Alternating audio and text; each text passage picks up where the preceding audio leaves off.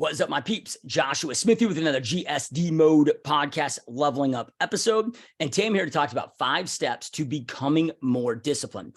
Look, the reality is this: when you want to continue to level up, so when you want to go out there and create success, create more success, and eventually to maintain those levels of success that you've created, discipline becomes one of the most, if not the most important key factor to making all of that a reality. You know, there's a saying that I'm always repeating over and over and over in my own head, which is never sacrifice what you want most for what you want in the moment, right? So again, never sacrificing what you want most for what you want in the moment. And that's really what discipline is. Another way of saying that is your ability to go out there and control your impulses, your ability to go out there and make those right decisions moment by moment, all throughout the day, each and every day, that compound over time and eventually lead to creating those big successes that you want to go out there and create.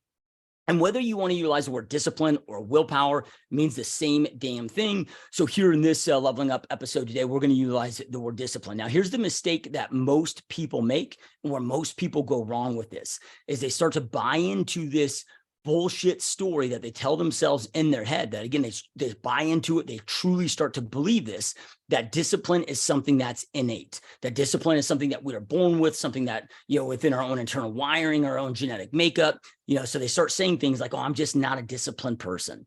You know, these people over here that are creating success in that aspect of their life, oh, they're just somebody that's disciplined. I'm just somebody that's not. And again, they start to give up their own power. They believe that this is just something in our internal wiring, our internal makeup, you know, that it's innate, and that couldn't be further from the truth. You need to understand that that is just absolute and utter bullshit, and that discipline is something that is within your control. It can be developed. It can be taught. It can be developed. It can grow. It can expand and improve over time.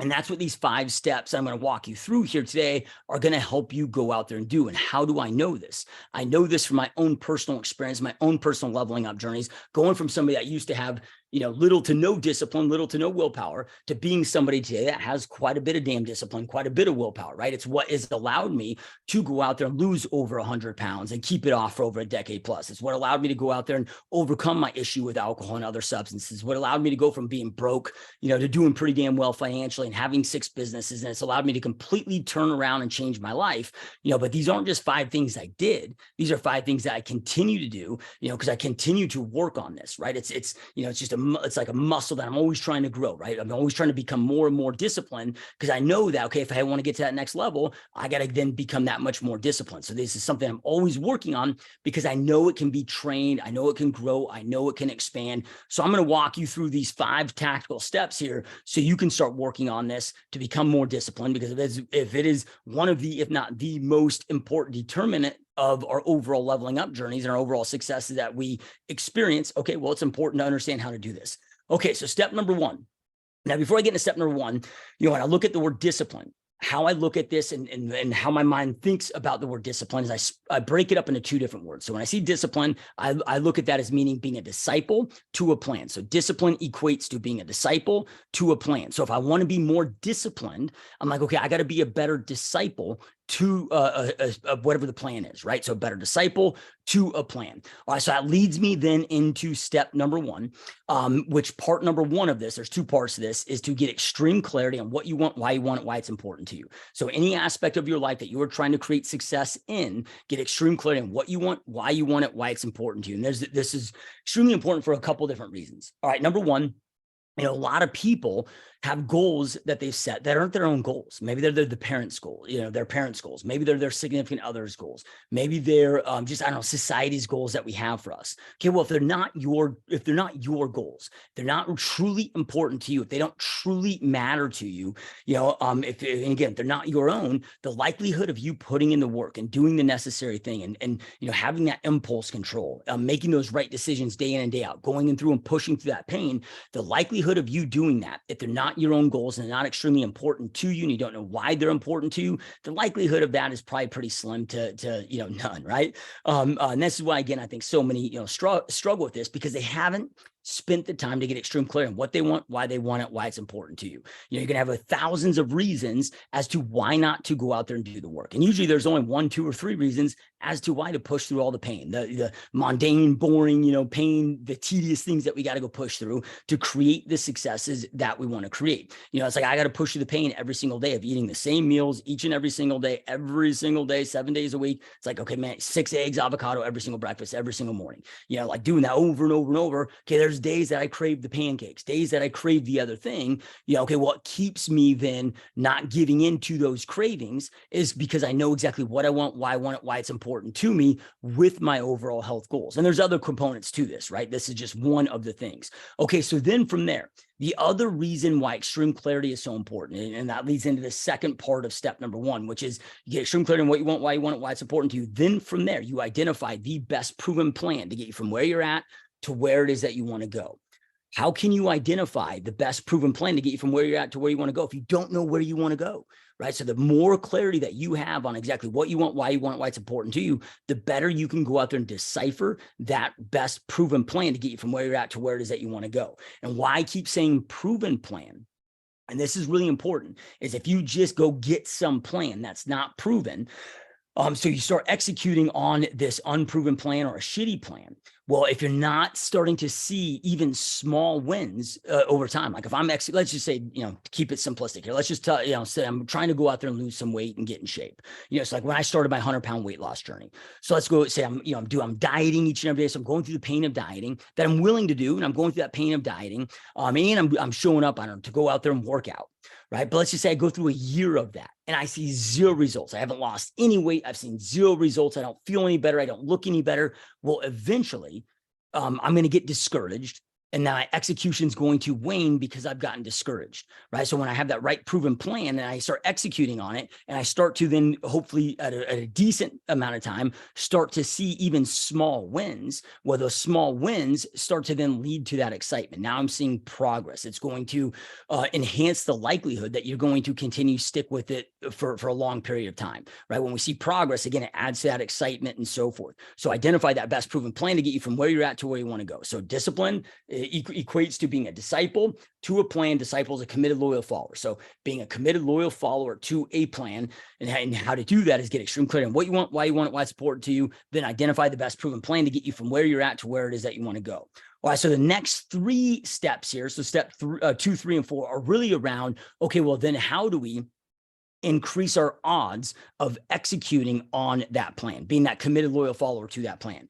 Okay, so step number 2 is rig your environment for success. You want to make it as easy as possible to go out there and win, as easy as possible to go out there and do the necessary actions, take those necessary actions, and you want to make it as difficult as possible, to make those wrong decisions, right? So as easy as possible to make the right decisions, as hard as possible to go out there and make those wrong decisions. So as an example of this, okay, like if you're wanting to, get in good shape, so like when I'm dieting or trying to, I maintain it now, but in the beginning phases of this, it was like, okay, I just made sure that my favorite foods that I know, okay, maybe in the morning I've got, decent amount of discipline and willpower, but maybe after a hard, stressful day, then I get home, now I'm tired. Okay, well, like I don't care how much discipline I got, eventually, that stuff starts to wane and go out the window, right? Well, if I have, I don't know, my favorite snack food in my house, okay, well, dude, I'm bound to have some weak moments and cave into those.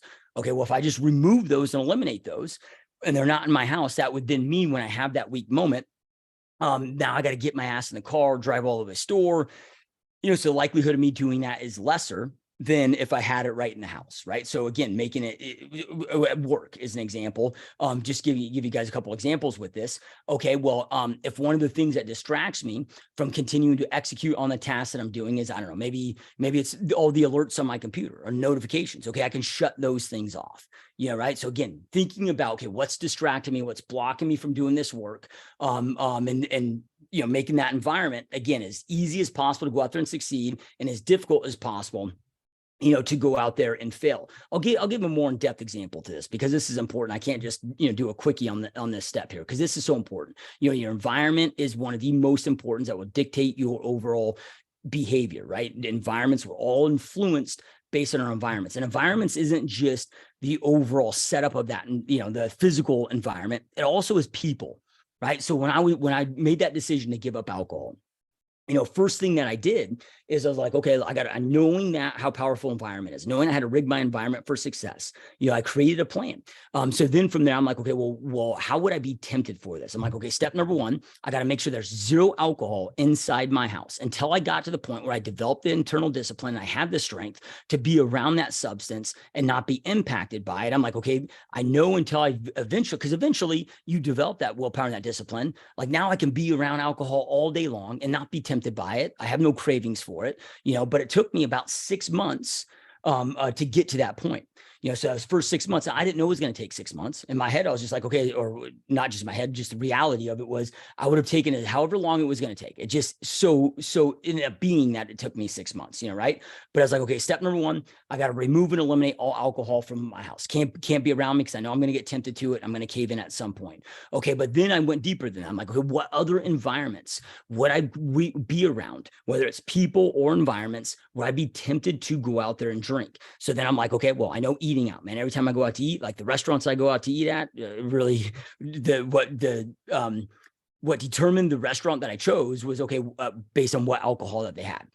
So I'm like, okay, I know, dude, I can't go out and eat out, man. I'm going to be too tempted. It's going to be too difficult. I'm going to cave in at some point. Then I was like, even social gatherings, even like with friends, family members, backyard barbecues. I'm like, anything where alcohol was around or involved in, like, I just can't personally partake in that thing until I develop that strength, develop that, so I rigged my environment. I mean, it was hard enough already just going through, the withdrawal pains and not being around that thing and whatever. I'm like, dude, I couldn't allow myself to be tempted by being put in those environments. So rigging your environment for success, it's like when I was trying to lose 100 pounds and not when I try, I mean, I obviously did it successfully and I committed to it, but I did that same thing. I'm like, okay, I made a list of the people that I knew would be enablers that dude, like they wouldn't support my decision, like every time we'll hang out, like it was around food or around other things. So I was like, okay, like I started hanging out with people that for fun, like we went out and hiked. Like we wanted to work out, that led healthy lifestyles, that did certain things, right? So not only did I rig my own personal home with the foods that we had in there in my office, I also did it with the people that I'm hanging out with. So again, rig your environment for success. You want to make it as easy as possible to go out there and win, and as difficult as possible to go out there and cave in and fail. Okay, so number 3 is public declaration. And then as well as asking for help, right? And this can be scary. When we commit to something and then publicly declaring it, why can it be scary? Because if we don't go through with it, we might look like a fucking jackass. And I know that, for a lot of us, and for me for a long time, I cared about what people's opinion was of me. So I know it can be scary, but you got to understand that public declaration equates to manifestation.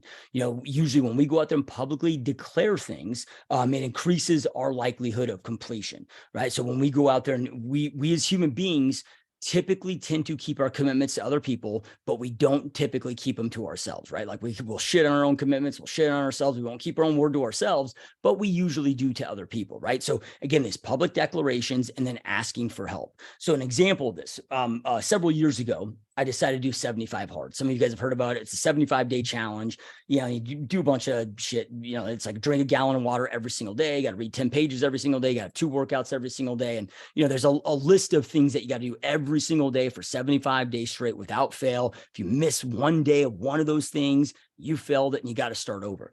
And I'm like, okay, like there's a lot that is into this thing. And so the first thing that I did after I committed to it is I went and publicly declared that I was doing it on Facebook. And then I went out there and to anybody that like inside my businesses and all my coaching clients, I was like, hey guys, I'm doing this thing. Who wants to do it with me? So not only did I publicly declare it, now all of a sudden I have like 100 people, maybe not 100 people, maybe 70, I don't know. It was a lot, right? At least, it was definitely over 50, other people that I got to do it. So then I'm like, okay, not only did I publicly declare it, I've got all these, people that work for me on business. I got all these my coaching clients do. I'm like, man, now I got to complete this thing, especially because I recruited all these other people to doing it with me. I've got to go out there and complete these things. Right. Now, when I, quit drinking alcohol, I didn't go out there and ask anybody to do it with me. Like that was, something honestly, I was ashamed. So I didn't want to go out there and tell everybody, hey guys, I'm trying to overcome my issue with alcoholism. Like everybody from an outside, outside in, I was a very functional alcoholic. Right. So A lot of people didn't know that I had problems with it, and I was embarrassed about it. So, it was one of those things I didn't want to publicly declare. But my closest friends, like my wife and so forth, I just asked for their help because like my wife drinks. She didn't have a problem with it. She still drinks to this day. And she didn't have the problem that I had, but I had to ask her during that time, like, dude, I need your support. I got a problem with this. Like, I need your help. I need your support. Like, I need you to, if I ever have a weak moment, like I need you to whoop my ass and hold me accountable to this, and she knew why it was important to me. And obviously she hated, the problem that I had with it as well, but I also went to my close family, my close friends. I'm like, guys, like, I need your help with this. I need you to keep me accountable. I need you to support me with this. I may not be around for a while, so you might not see me at any family gatherings for a while. I don't know how long that's going to be, but I know I'm too tempted for this, but I don't want you to, don't like make me feel guilty. Don't pressure me for coming. I promise I'll start coming around once I get control of this thing, but I'm asking for your help. I'm asking for your support, right? So public declaration and ask for people, like just ask for help, from others if you need that type of help.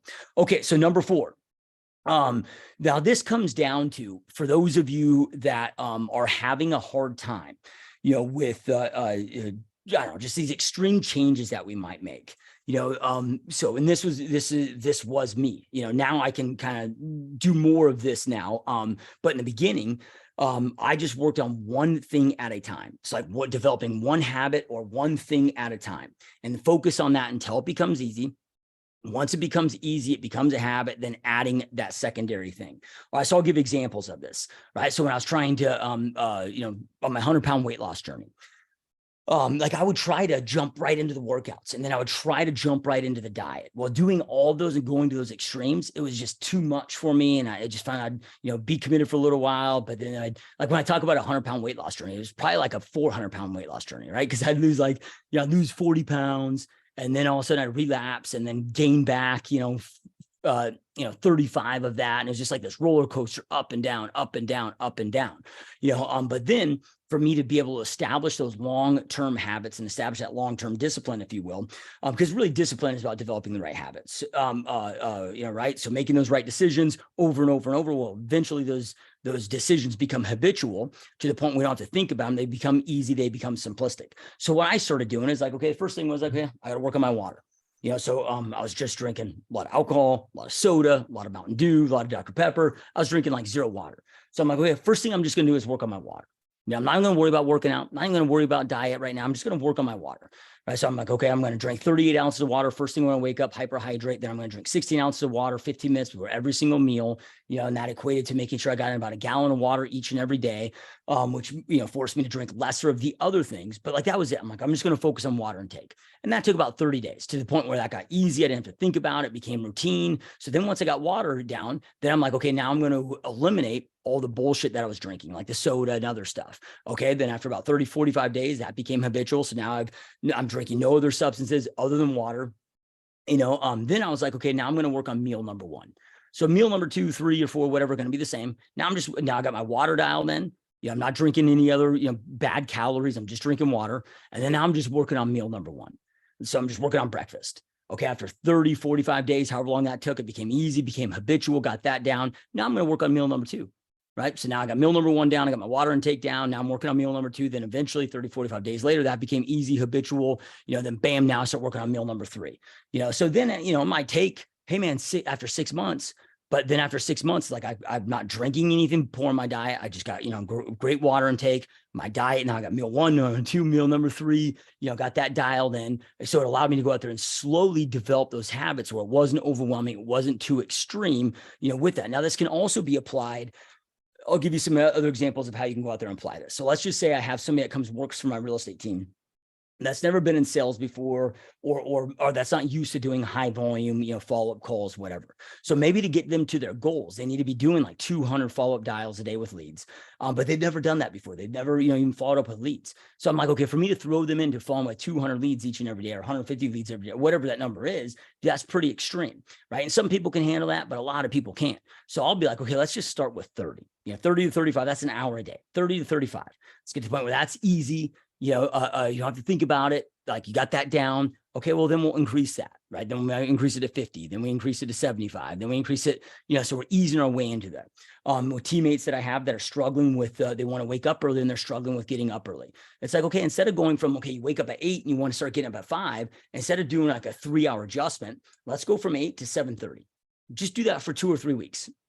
Eventually, once that 30-minute adjustment becomes easy, you don't have to think about it. It's no longer hard. Then go, from 7:30 to 7, and then 7 to 6:30, and 6:30 to 6, and then, and then so forth, right? Like you can, follow that, through those different ways. So again, just working on one habit or one thing at a time, that eventually, again, because if we look at discipline, it's just impulse control, right? It's just making those right decisions, each and every day, all throughout the day, that compound over time, right? Well, eventually, cool thing is those decisions for that thing then eventually become a habit. And when does it become a habit? Where it's easy, you don't have to think about it, it becomes routine. So a lot of times it can be easy just to focus on one thing at a time.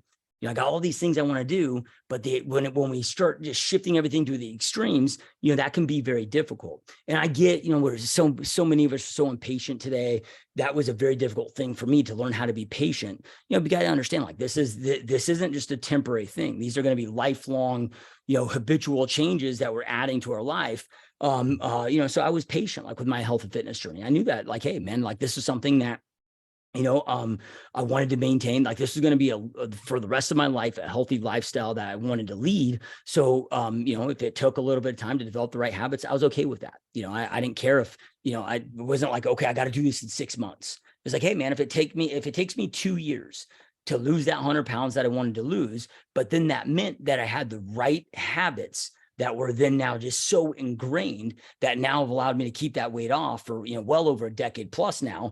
Well, that was worth it for me, right? So, and again, I mean, some of you that are watching or listening to this, you might be, that person that can do extreme shit and go out there and habit stack. And I can do more of that now. I can take on more things than one now. But in the beginning, when I was going with this, that was very overwhelming. And it depends on what the thing is, right?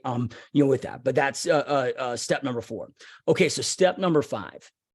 Now, this is for those of you that are truly serious about becoming a disciplined freaking maniac, right? Which I know all of you are, right? If you're watching this leveling up episode on this GSD mode podcast, the Get Shit Done mode podcast, I know that you want to become a disciplined absolute freak.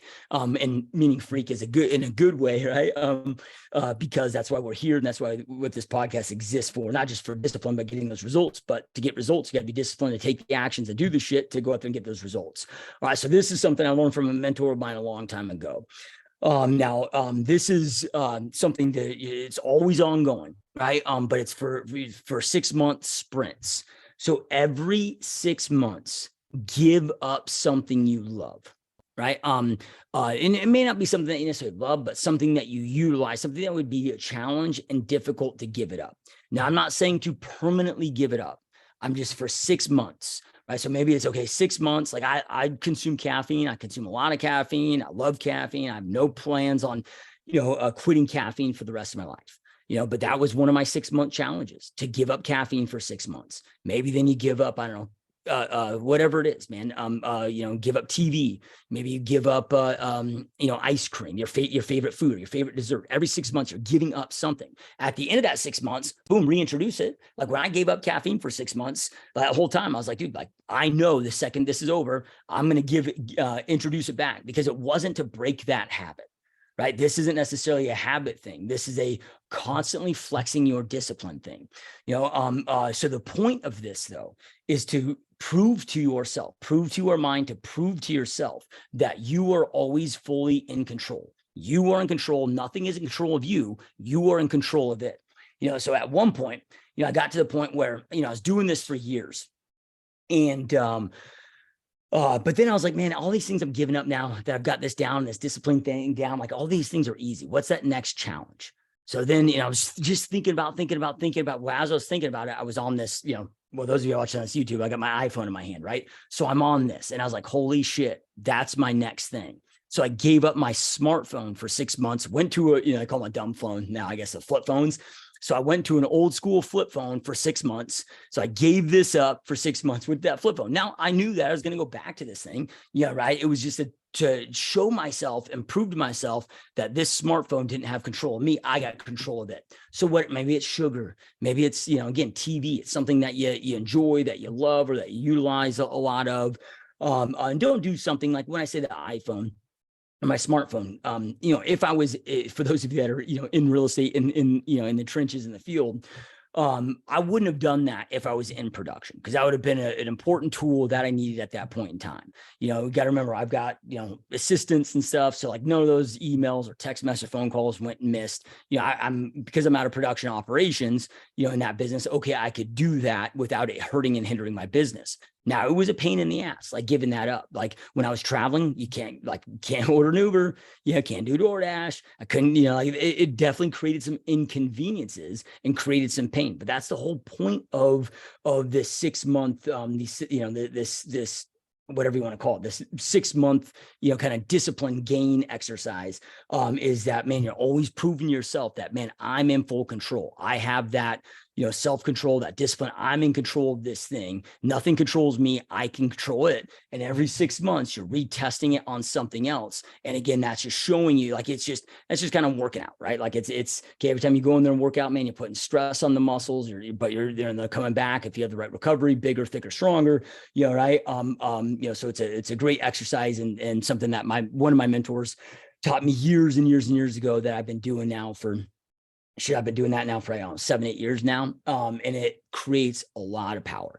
All right. So those are the 5 different steps that you can continue to do each and every day, to go out there and become more disciplined, because like we talked about earlier, discipline is one of the, if not the most important determining factors when it comes to your overall success in your leveling up journey. But it is something that can be gained. It's something that can be learned. It's something that you can grow, something that you can expand, something that you can develop. And these are just the 5 best tactical ways that I've found to go out there and do that. So anyway, I hope that this has been helpful. Keep crushing it, keep kicking ass, keep leveling up, and I will see you next time. Peace.